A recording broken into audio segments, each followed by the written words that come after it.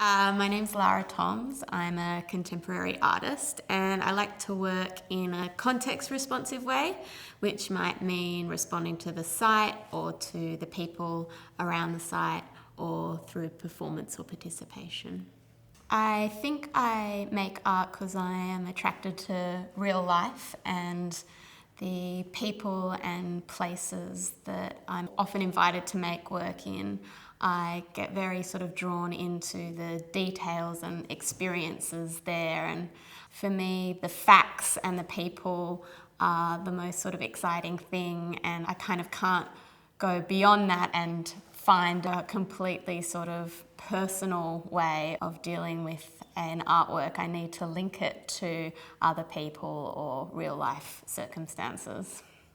My name's Lara Thoms and I'm joined by a television personality, very, very famous woman who's been on television for at least 25 years, the wonderful Joy from Joy's World on TVS.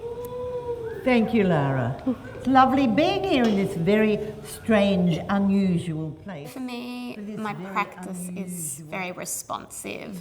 I don't often have a theme that I'm exploring throughout a period. I often respond to an opportunity, whether that be a particular space or a particular audience or event or environment, and I look at perhaps the history of that space or how it's used or the visibility or invisibilities within that space, so who works in that space, what's happening behind the scenes and what has gone into creating this environment.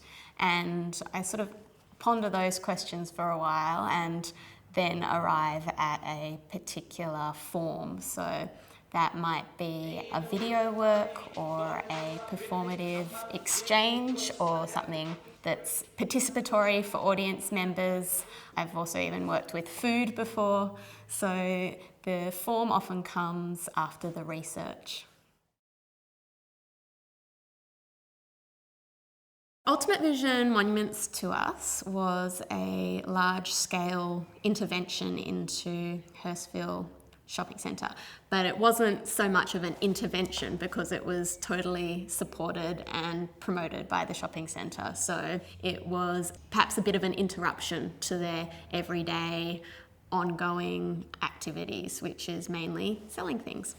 So the MCA and Hurstville Council and the Hurstville Westfield came together and invited me to propose a project, and in mind that it also had to engage local teenagers in the area. And for me, I wanted to engage the teenagers that already use the shopping centre, so respond to the people that are using that site in order to present the work rather than bringing in people from schools. And so what came out of that was a few different works. The first work was half installation, half residency. So I often work in a way where the process is almost as important as the outcome. So I wanted to put this process on display, and we set up a big space right in the middle of Westfield Hurstville Shopping Centre Court, and that became a place for young people to do whatever they want to do.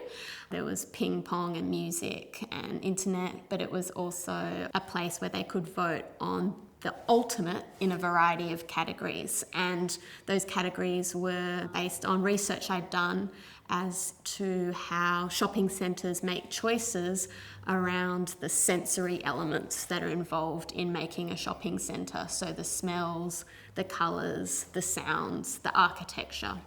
And so young people got to vote on the best smell, the best colour, the best music, with the intention that we would use those findings to interrupt the shopping centre.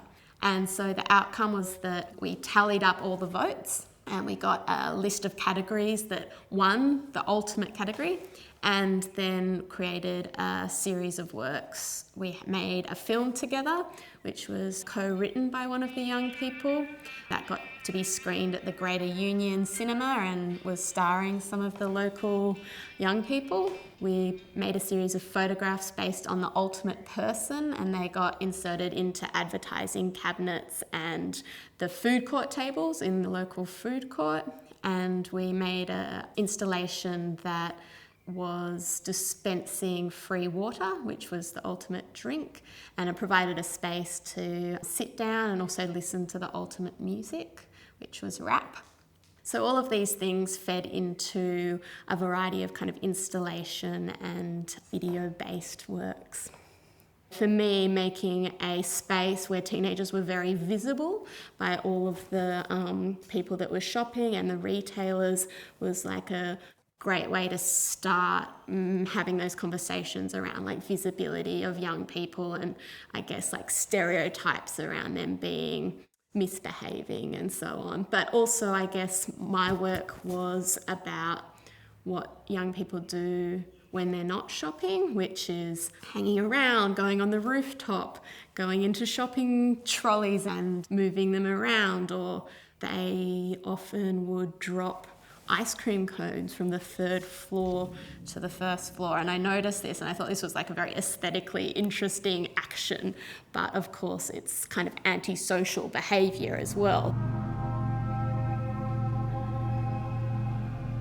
And so for me, the opportunity with C3West was really fantastic because it was broad enough to be conceptually very like interrogative, but also working with people that aren't not people I would always collaborate with, and I got to sort of stretch my possibilities of collaboration. And I think perhaps working with teenagers is one of the hardest collaborations you can do because there's sort of like a natural anti-authoritarian resistance. And I think being able to create a work that is not putting huge pressure or high expectations on a community, but keeping things open and keeping invitations open where participation is possible throughout a process, and it's also possible to back out of participation.